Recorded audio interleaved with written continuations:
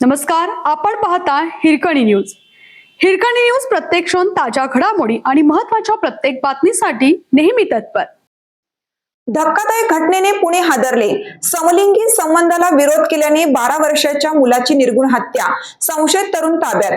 पुणे जिल्ह्यातील शिरूर तालुक्यातील दहिवडी गावात 12 वर्षीय शाळकरी मुलाची धक्कादायक हत्या झाल्याची घटना घडली आहे.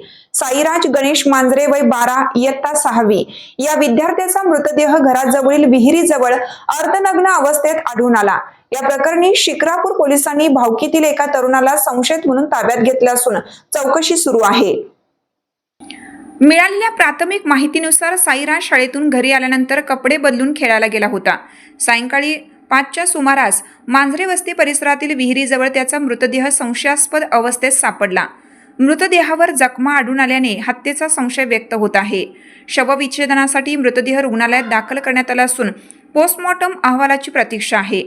पोलिसांच्या प्राथमिक तपासात समलिंगी संबंधाला विरोध केल्यामुळे ही हत्या झाल्याचा अंदाज वर्तवला जात आहे.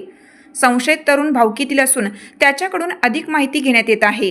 या घटनेमुळे दहिवडी परिसरात भीतीचे वातावरण पसरलं असून नागरिकांनी संताप व्यक्त केला आहे.